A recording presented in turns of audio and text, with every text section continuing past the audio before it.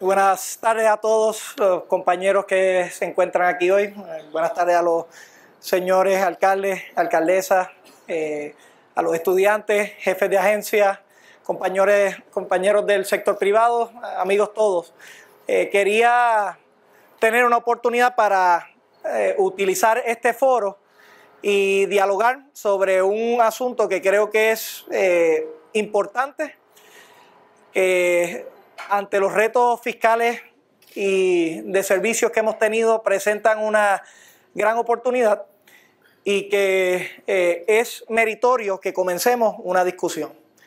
Y quiero hacer hincapié en que el objetivo que yo quisiera llevar a cabo hoy es que lo que se discuta aquí sea el comienzo de una trayectoria en conjunto para ver cómo podemos hacer un nuevo gobierno, uno más efectivo, que nos permitan cumplir con todas nuestras prioridades. Recordarán, en el 2016 entramos bajo un panorama un tanto de muchos retos.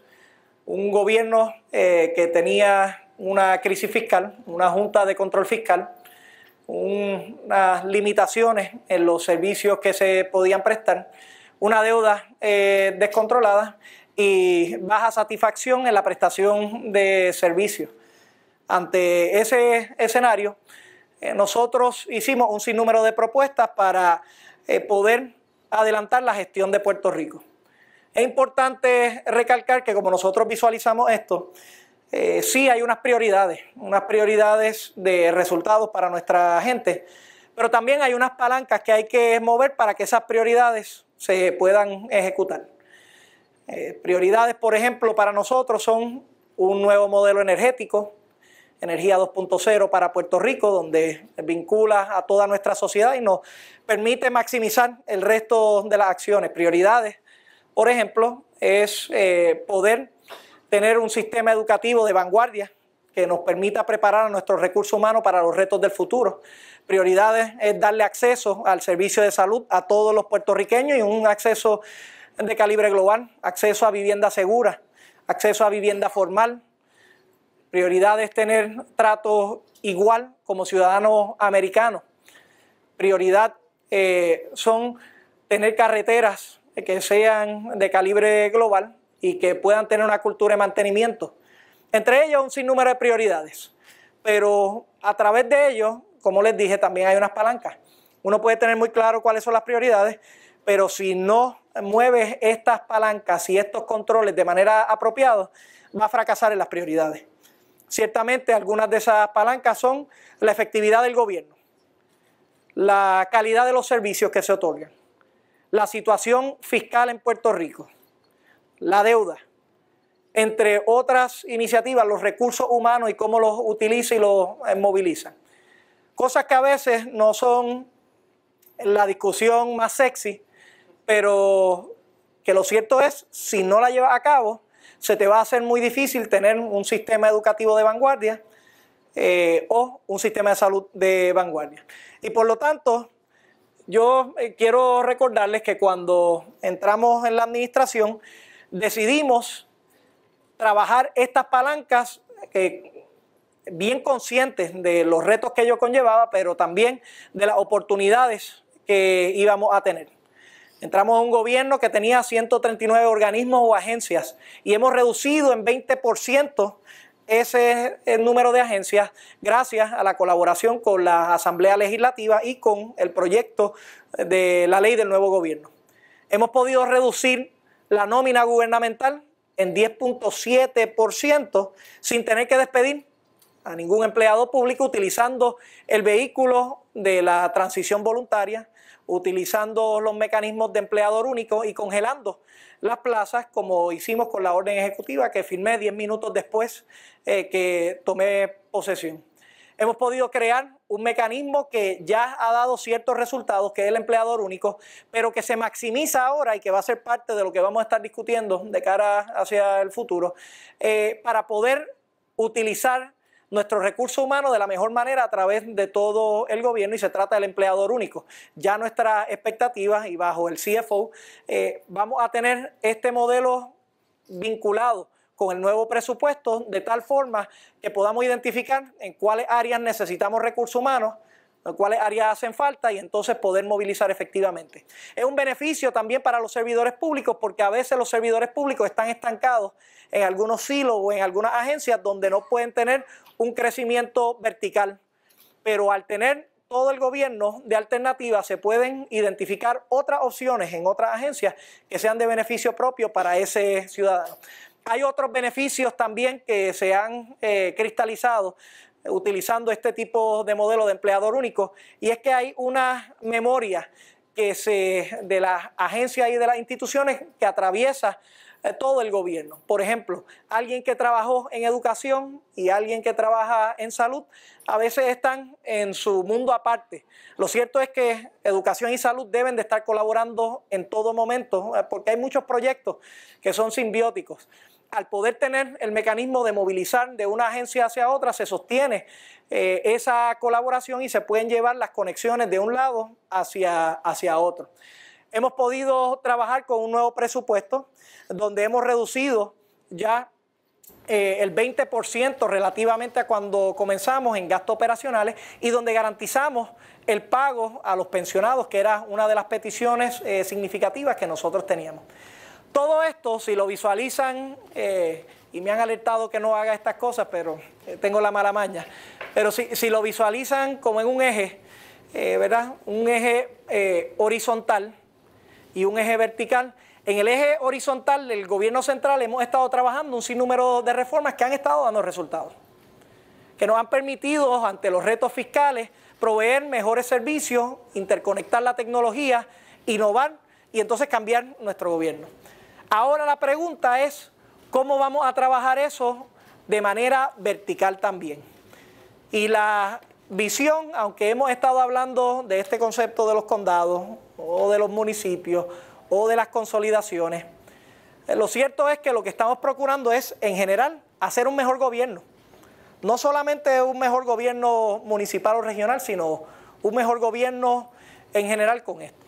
Que la prestación de servicios se pueda maximizar, que pueda haber una rendición de cuentas clara, que podamos llegarle más rápido al ciudadano y que podamos utilizar los recursos limitados que tengamos para poder dar un mejor servicio a nuestra ciudadanía. Así que dados ya los pasos iniciales de estas reformas que hemos hablado a nivel horizontal, es tiempo que comencemos la discusión de cómo vamos a trabajar eso de manera vertical. Y aquí, solamente para una perspectiva, se van a marear cuando vean eso. Los gobiernos regionales no son algo nuevo, existen. Lo que pasa es que su existencia, a mi entender, son limitadas y tienen un sinnúmero de errores que no nos permiten maximizar los resultados ni la ejecución. Aquí, atrás mío, ven el gobierno regional que se desarrolla y que emana desde el gobierno central. ¿Sí? Nuestras agencias tienen un gobierno regional, pero lo que pasa son las siguientes consideraciones. Uno, no son autónomos, dependen del gobierno central. Dos, las regiones no son contiguas. Tres, no se comunican entre sí las distintas regiones para poder maximizar esos recursos. Y lo que pasa es que tiene un sinnúmero de regiones que no son consistentes unas con la otra y que aquí estamos dando 4 ejemplos, pero en los cuales pueden ver algunas regiones donde hay un municipio que pertenece a una región diferente en todas esas regiones. Eso no hace sentido y yo creo que caminando hacia el futuro debemos ver alguna manera que nosotros podamos integrar todas esas regiones para que puedan prestar un mejor servicio y hacer un sentido racional de dónde es que están los recursos y cómo es que se están utilizando.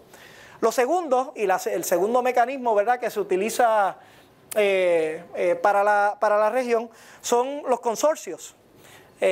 Los consorcios también son acuerdos que llegan en los municipios. En algunos casos han sido exitosos, en otros han fracasado significativamente. De la misma forma, no son consistentes todos los consorcios. Son a base de una necesidad que existe, donde se llegan a unos acuerdos para poder cumplir alguna medida. Las propuestas que vamos a estar discutiendo hoy no eliminan los consorcios, pero sí estabilizan lo que sería un gobierno central más robusto y más fuerte. Para mí es importante que en toda esta discusión empecemos a ver cuál es la situación actual de los municipios en Puerto Rico.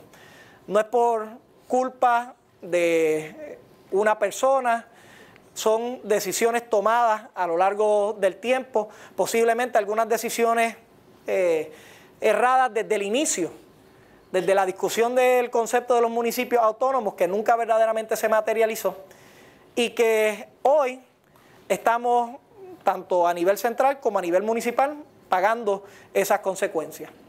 Para poder elaborar esta discusión es importante saber cuáles son los ingresos y cuáles son los gastos de los municipios.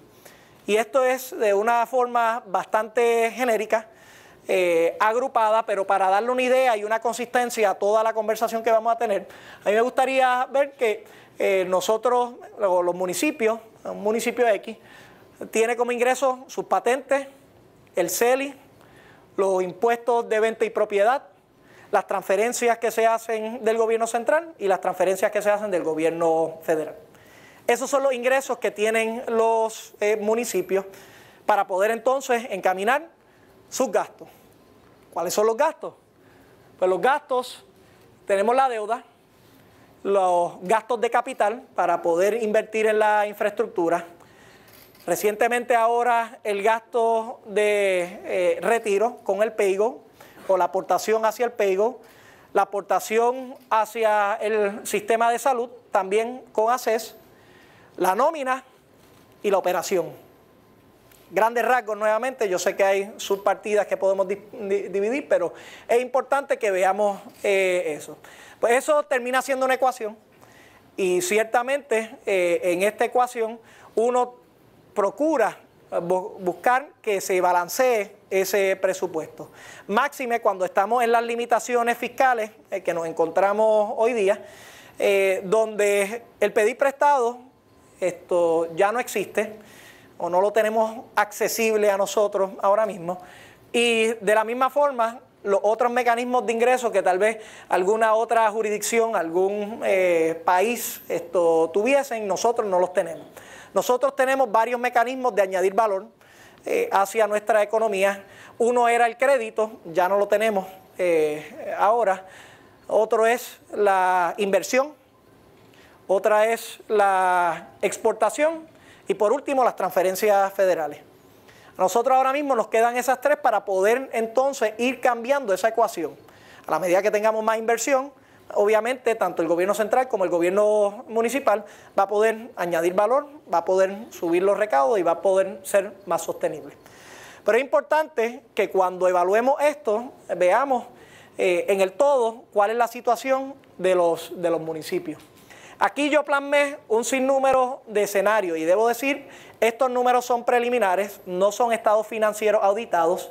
Le he pedido a los distintos consultores y equipos de trabajo que hagan los mejores estimados posibles de estos números ahora para poder comenzar una conversación, ¿verdad? Que nos permitan ver a grandes rasgos cuál es la situación de los municipios de cara hacia el futuro. Pues aquí están los gastos de los municipios y hay una serie de escenarios que nosotros le ponemos a base de si se pagan algunos de esos gastos o no. ¿Y cuál es el resultado? Todo esto asume que el ingreso se sostiene igual, que el ingreso que tienen los municipios se sostiene. Pues si vemos la primera partida, donde los municipios pagan la deuda, pagan los gastos de capital, que ha sido uno de los recortes grandes que se ha tenido que hacer, pagan el ACES, retiro, pagan su nómina, pagan su operación. Pues lo que estamos viendo es que de aquí al 2024, 63 de los municipios van a estar en una situación donde los ingresos no pueden subsanar los gastos. Esa es la situación, ¿verdad? Y siendo bastante conservador en los estimados.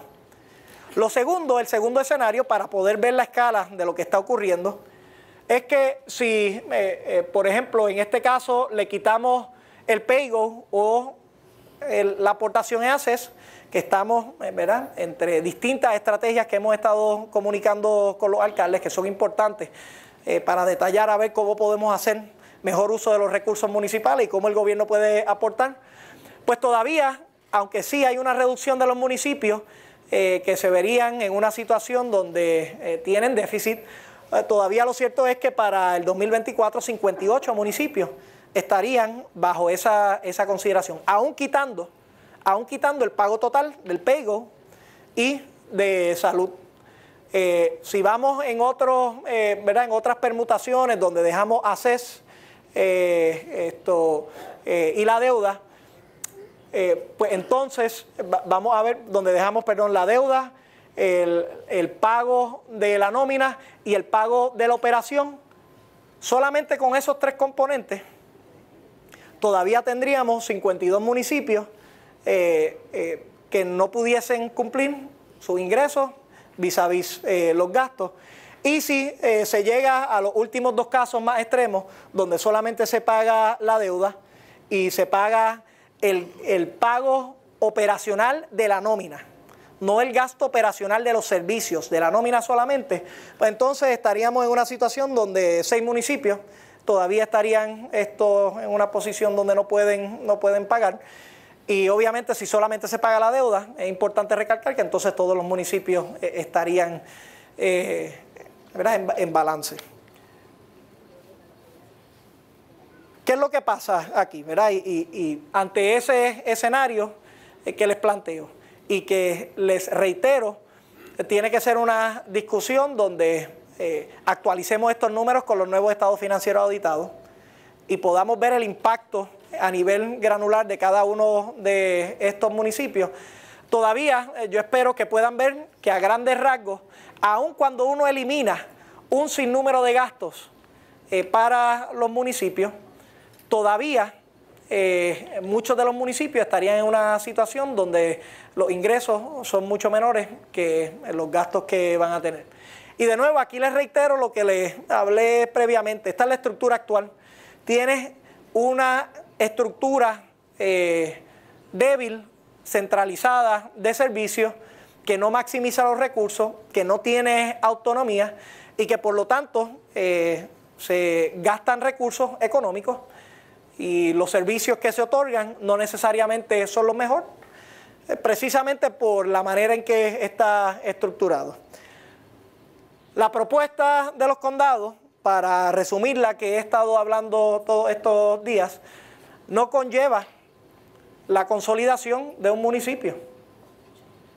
La consolidación puede ocurrir si los municipios quieren, pero sí conlleva un cambio en lo que serían las funciones del gobierno entero. Y esta parte yo creo que es importante, porque lo hemos estado viendo desde la perspectiva del municipio, que es lo que se elevaría al condado o al gobierno regional. Lo que a mí me gustaría alertarles a ustedes es que estamos haciendo lo mismo del gobierno central. Estaríamos bajando servicios del gobierno central hacia las regiones. Servicios como policía, salud, educación, vivienda, servicios de familia, entre otros, son servicios que pueden bajar hacia las regiones y que en un sinnúmero de jurisdicciones se dan con mayor efectividad y eficiencia, además del ahorro fiscal que se tiene. Y por lo tanto, en vez de tener la estructura actual que tenemos, donde está el gobierno central que establece política pública, fiscaliza, pero también da cientos de servicios, donde tiene un municipio que también es ejecutivo local y que tiene a su poder un sinnúmero de servicios, algunos de los cuales por las situaciones fiscales tal vez no pueda otorgar o no pueda maximizar. y tiene un gobierno regional en el medio que no está funcionando efectivamente, tal vez por la misma formalidad o informalidad de ese sistema, por la rendición de cuentas que tiene, por la visibilidad y la autonomía, entonces lo que nosotros proponemos es alterar ese esquema. Desde el gobierno central, lo que estamos diciendo es el rol del gobierno central principal debe ser establecer política pública y fiscalizar. ¿Que habrán algunos servicios? Sí, lo habrán. Pero la mayoría de los servicios debe bajar entonces al segundo nivel regional, que serían los condados, que se puedan otorgar y que puedan tener rendición de cuentas y que cada región pueda manejar lo que serían esos servicios y que se pueda tener una rendición de cuentas sobre ellos. Y de la misma forma, en el aspecto municipal, evaluar cuáles y cómo de los servicios puedan subir a esos condados y que se mantenga ese liderato ejecutivo, procurador dentro de los municipios y que pueda otorgar los servicios que financieramente sean viables para el municipio otorgar. Ese es el esquema a grandes rasgos que estamos proponiendo, ¿verdad? Y como les dije, esta podemos pasar rápido, aquí hay algunos de los servicios que podemos estar pasando con los modelos de los condados. Es una de las discusiones que tenemos que tener. Y como establecí al principio, esta charla no aspira a ser prescriptiva, de decirle, tiene que hacer esto, esto y esto exactamente. Lo que aspira es entrar en una discusión de que si reconocemos que hay una limitación en la estructura de gobierno en general que tenemos, y si queremos dar mejores servicios, tenemos que ver cómo cambiamos esas palancas a nivel vertical y ver cómo modelamos un sinnúmero de consideraciones de política pública.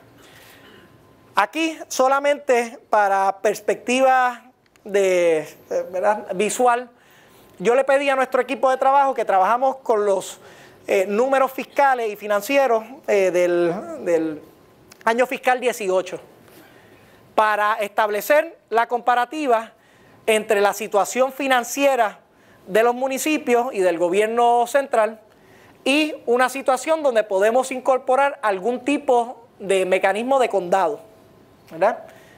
Lo que establece hace tiempo que no hago esto, lo que establece esta gráfica es que aquí arriba vemos cómo los municipios, la situación en que están en términos de su ingreso en general agregado del año fiscal 2018. Vemos que hay, aquí están los ingresos municipales, las transferencias estatales, que hubo una reducción, producto del plan fiscal, los servicios municipales que se están otorgando, que son un gasto, la administración municipal, la legislatura municipal y otros gastos municipales, además de la deuda y de la inversión en capital. Esto nos lleva a un déficit de casi $1.000 millones, 883 millones de dólares. Esto es en el año fiscal 18. Utilizando el mismo esquema y de nuevo asumiendo que ya se montó esta estructura, que es algo que quiero tocar, estas cosas no pasan de la noche a la mañana, toma un tiempo poder incorporarse, pues entonces uno vería un cambio significativo en términos de lo que serían los ingresos y los gastos. Número uno, de escoger los servicios que se están otorgando en el gobierno central, el presupuesto de esos servicios bajaría para los condados también, ¿verdad? Y eso aumenta entonces la contribución estatal que se estaría haciendo ante este gobierno regional. Se estaría añadiendo lo que serían los ingresos municipales. Aquí se restan, ¿verdad? De aquí en adelante se añaden todos acá, pero se restan lo que van a permanecer en los municipios todavía, asumiendo, ¿verdad?, que va a haber una reducción en los servicios que van a otorgar ciertos municipios, aunque algunos municipios quizás no tengan que ceder ninguno. Y aquí es que ahorita vamos. Pero la diferencia, a grosso modo, es que estamos cambiando de una situación que no es sostenible de déficit a una situación que, aunque por un poquito, ya está en superávit, pero que la diferencia es cerca de $900 millones. Estas diferencias hay que verlas entonces a través del tiempo, cómo se van afectando con los distintos cambios en las finanzas, en los ingresos, entre otras cosas, pero ya aquí uno puede ver esa relación. Debo decir que esto es uno de los modelos, de los varios modelos que podemos discutir sobre los condados. Hay otro modelo de los condados que pudiera dar aún más ahorro, pero que también entonces requeriría mayor aportación tanto del Estado central como el liderato o el gobierno municipal. Y entonces, hemos hablado mucho de lo fiscal y es importante, y esto, ¿verdad? Yo creo que es relevante porque si no atendemos lo fiscal, las prioridades que todos queremos, llámele salud, educación, etcétera, no las vamos a poder ejecutar apropiadamente. Pero aparte de eso, hay otra consideración que yo quiero que sea de igual importancia cuando estemos considerando el rehacer nuestra estructura gubernamental de manera vertical. Y es la efectividad y la eficiencia y la calidad de los servicios que se van a otorgar. Cambia significativamente. ¿Por qué? Porque ahora, como lo proponemos, los condados van a tener una autonomía financiera y van a tener que rendir cuentas a base de ello. Por lo tanto, va a haber una lupa sobre cada dólar que se gasta y va a tener que existir una toma de decisiones hacia qué se invierte y hacia qué no. Va a tener que haber una toma de decisiones hacia cómo se utilizan las fuentes de ingresos, si hay una flexibilidad para utilizarlas o no. Y va a existir una autonomía, por lo menos como lo propongo, donde ellos son responsables de ese capital y van a poder, al igual que el gobierno central y municipal, sacar deuda, entre otras consideraciones, cuando así los mercados abran. Pero lo cierto es que van a tener que ser sostenibles y van a tener una rendición de cuentas importante. Reduce dramáticamente el andamiaje burocrático. Dramáticamente. ¿Por qué? Porque tienes 3 niveles de redundancia ahora mismo, un nivel intermedio que no es efectivo y ahora lo vas a poder localizar en un área geográfica donde se va a poder otorgar todos estos servicios y va a poder maximizar el recurso humano. Pónganlo de manera simple, imagínense que tienen un gran experto de recursos humanos en la región de vivienda y un gran experto de finanzas en la región de salud, pero hoy no se comunican. Si podemos integrar y maximizar esos recursos, vamos a poder dar muchos mejores servicios. De la misma forma, todo esto se va a estar midiendo consono con esa gobernanza regional. Nosotros pensamos, y por eso es que yo creo en el gobierno local. Yo creo en el gobierno local, yo creo en el poder de llegar a la gente de manera más cercana. Esto permite que los servicios lleguen más cercanos a la gente y que lleguen de manera más efectiva. Y nos permiten otros valores añadidos como mejor acceso a fondos federales, que le dije que era uno de los recursos que teníamos por la regionalización de distintas áreas, al igual que las economías de escala que vamos a estar utilizando, donde en vez de tener una repetición o redundancia en un sinnúmero de municipios de algún servicio que se puede otorgar a nivel regional, se pueda dar a nivel regional. O sea que la expectativa no es tan solo un ahorro fiscal. Esto es como si fuese un espejo de lo que tratamos o lo que estamos haciendo con el gobierno central, de reducir pero mejorar. Reducir pero garantizar que los servicios sean otorgados de manera más efectiva. Y con la innovación y la tecnología tenemos esa gran oportunidad ahora para llevarlo a cabo.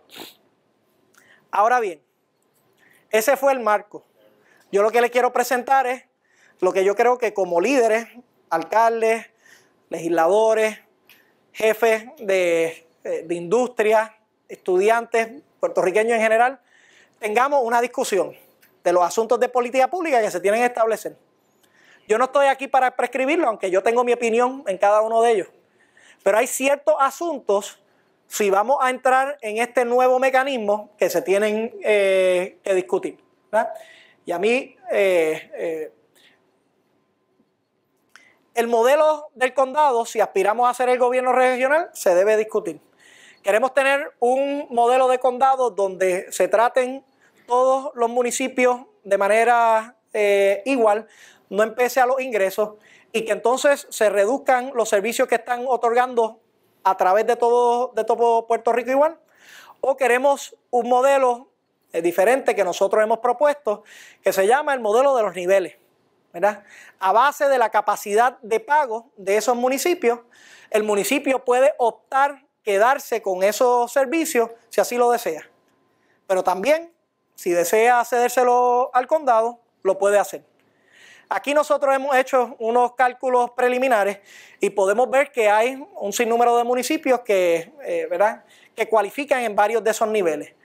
El mayor de los niveles, si lo pueden ver, es el tercer nivel, donde se pueden trabajar asuntos de desarrollo económico, de manejo de emergencia, entre otros. Los niveles a más grande escala, como de desperdicios sólidos, ¿verdad?, de obras públicas, entre otras, son más caros, son más costosos. Pues hay menos municipios que tienen la capacidad financiera para poder llevar a cabo esos modelos. Y a la medida que vamos hacia abajo, pues entonces también hay otra serie de servicios que se otorgan. Esto nos permite un mecanismo racional para poder determinar dónde debe de estar cada uno de los municipios a base de una métrica totalmente seca y que sea lo más precisa posible, que es una métrica financiera, de ver cuánto pueden sostener cada uno de estos municipios, los gastos que conllevan. Y lo que no, se elevaría entonces al condado. Pero estos son solamente dos modelos. Aquí pueden haber otros. Y lo que yo entiendo es que la estructura del condado, ¿cómo la vamos a diseñar? Es una discusión de política pública que tenemos que tener. Segundo, los ingresos autónomos. Si no le damos autonomía financiera a estos condados, no van a funcionar. Es así de sencillo. Y lo que tenemos que hacer, tenemos que aprender de lo que pasó previamente con los municipios autónomos. Si no se identifica una fuente de ingresos recurrentes que estos condados puedan utilizar, que tengan la responsabilidad de rendir cuentas y que tengan alguna flexibilidad para mover, subir o bajar, pues entonces vamos a estar en una posición similar a la que estamos. La formalización de esta estructura autónoma es importantísima. Y yo creo que parte de la discusión pública es identificar cuáles son esas fuentes de ingresos recurrentes que vamos a tener para poder pagar los condados. De nuevo, aquí no es que tengamos que crear nuevas fuentes de ingresos. Estamos ya teniendo un ahorro y viendo lo que tiene todo nuestro gobierno. Dentro de esas fuentes tenemos que ver cuáles entonces se le van a adjudicar a este sistema regional. La tercera pregunta que es importante es cuáles de los servicios del gobierno central nosotros vamos a bajar hacia el gobierno regional. Yo estoy y hemos evaluado esto a través de distintos modelos en los Estados Unidos y hemos visto que muchos de los servicios, la gran mayoría, se pudieran bajar hacia el modelo de los condados. Una consolidación, por ejemplo, de las policías hacia el nivel regional, tiene un ahorro de $212 millones. Y todavía pudieses tener mayor efectividad sobre lo que se está llevando a cabo, comandancias independientes, para poder entonces determinar cuál es la ejecución. Y lo que esencialmente pasa desde el modelo aquí que estamos viendo es que tendría la política pública del gobierno central con el gobernador, la Asamblea Legislativa, determinando esa política pública, el gobierno central como ente fiscalizador de que se ejecute esa política pública, y entonces en los condados se bajarían lo que serían esos servicios específicos y habría en cada uno de estos condados esencialmente una réplica de lo que ocurre en los otros condados. Claro está, no todos los condados son iguales. Y eso es parte de lo que se va a tener que dilucidar. Y es precisamente otro de los asuntos de política pública que tenemos que discutir. ¿Cuántos condados y cómo se dividen? ¿Cuántos condados y cómo se dividen?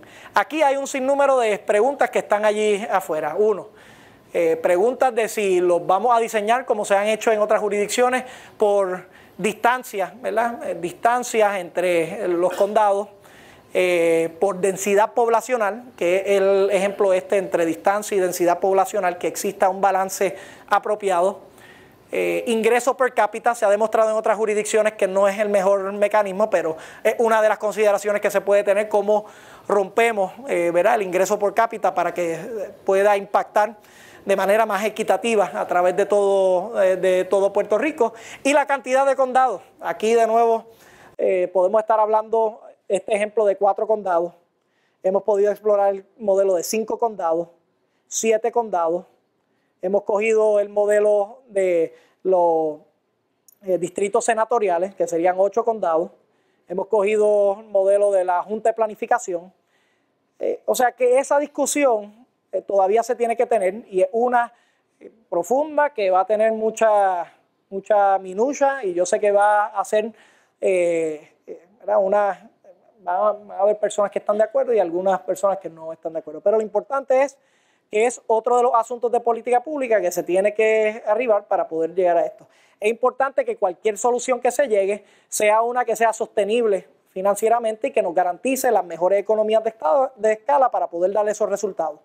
Todo eso está cocinado dentro de la decisión que se va a tener que tomar en esto de los condados. Estas son solamente algunas de las consideraciones que yo les quería hablar hoy sobre esto, porque hace unas cuantas semanas tuve una reunión con compañeros alcaldes y alcaldesas, y como había sido tradición, y les pueden hablar a ellos de eso, hemos tocado este asunto. Esto no es un asunto que no se ha tocado, pero yo reconozco que es un asunto difícil, pero de la misma forma es un asunto que nuestra sociedad, yo entiendo, le llegó el momento para tomar unas decisiones y para actuar. Lo que se haga con el gobierno regional, la decisión que sea, no es algo que se ejecuta en meses ni en un año. Estamos hablando de que estos son varios años de implementación para ejecución. Y por eso es que yo les doy las proyecciones de 5 años afuera. Porque este tipo de iniciativa, si lo vamos a llevar a cabo, tenemos que comenzarla ya hoy. Que no nos pase lo que pasó en el 2014, donde todo el mundo seguía esperando a que un salvavidas llegara, y lo que llegó fue una Junta de Supervisión Fiscal. Y lo que llegó fue una limitación severa de nuestros recursos y un problema de deuda que iba creciendo. Yo creo que ya estamos en una posición para analizar que si vamos a reformar todo el gobierno, debe ser de manera horizontal, pero también debemos ver cómo lo mejoramos de manera vertical. Es mi opinión que un gobierno central que se enfoque en política pública y en fiscalización va a ser mucho más efectivo. Es mi opinión que un gobierno ejecutivo municipal que se enfoque en los servicios hacia su ciudadanía y los que pueda pagar es un mejor gobierno para la ciudadanía.